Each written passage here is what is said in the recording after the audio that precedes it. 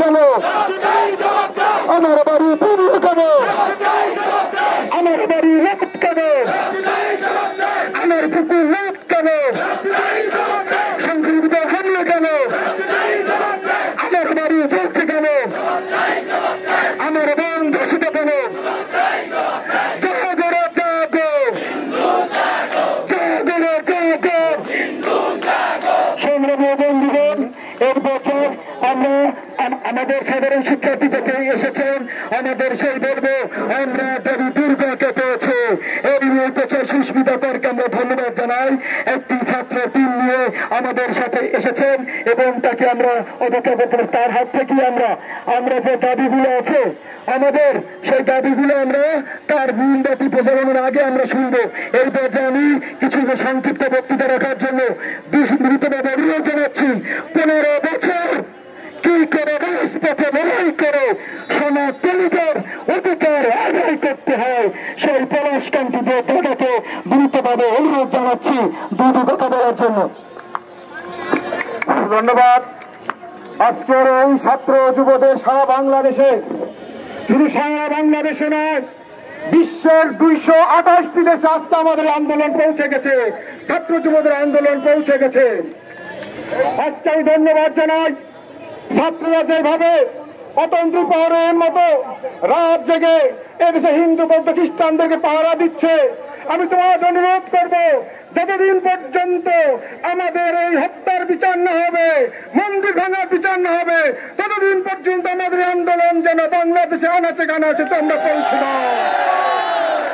আমাদের কোন দল নয়, আমরা নিরপেক্ষ, আমরা বাংলাদেশি। তাই আমরা 2000 সাল থেকে 2024 সাল পর্যন্ত যত সংখ্যালঘু নির্যাতন হয়েছে তার শ্বেতপত্র প্রকাশ করার জন্য আমি তত্ত্বাবধায়ক সরকারের কাছে অনুরোধ করছি। আমরা তখন আপনারা যদি আমাদেরকে এই দেন, আমরা বুঝবো বাংলাদেশ সংখ্যালঘুরা নির্যাতন কে করেছে। একটা মেসেজ দিতে চাই, সংখ্যালঘুদেরকে মাইনাস করে আগামীতে কেউ সরকার গঠন করতে পারবে না। সংখ্যালঘুদের মাইনাস করে কেউ প্রধানমন্ত্রী হতে পারবে না। আপনারা যদি স্বপ্ন দেখেন আমাদেরকে মাইনাস করে আপনারা মন্ত্রী হবেন, রাষ্ট্রপতি হবেন, আপনারা প্রকাশ স্বর্গে বাস করছেন। আমরা এখনো পর্যন্ত 18% হিন্দু ভোটার। আমরা যদি ভোট বর্জনের ডাক দেই, বাংলাদেশে কোনো ভোট হবে না। তাই বলতে চাই,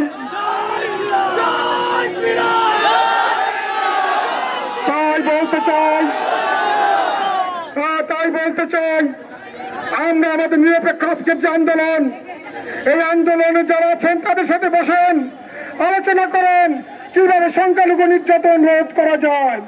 আর যদি আপনি মনে করেন সংখ্যালঘু নির্যাতন রোধ করে হিন্দুদের কণ্ঠস্বর রোধ করবেন, আপনারা ভুল করবেন। একজন কণ্ঠস্বর রোধ করলে 1 কোটি কণ্ঠস্বর জেগে উঠবে। আর বেশি বাকি নয়, 2-4 দিনের মধ্যে 2.5 কোটি হিন্দু সম্প্রদায় বাংলাদেশের মাটিতে নামবে। তাদেরকে কি করবেন? গুলি করবেন। গুলি খেতে প্রস্তুত আছি, রক্ত দিতে প্রস্তুত আছি, কিন্তু মন্দির ভাঙতে আর দেব না। রক্ত দিতে প্রস্তুত আছি, আমার বোনকে দর্শিত হতে দেব না। রক্ত দিতে প্রস্তুত আছি, আর আমার বাসা ভাঙচুর হতে দেব না।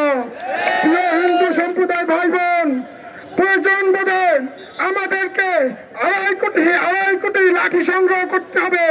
প্রত্যেক হিন্দুকে একটু করে লাঠি সংগ্রহ করার অনুমতি দেন। আমাদের নিরাপত্তা আমরা দেব।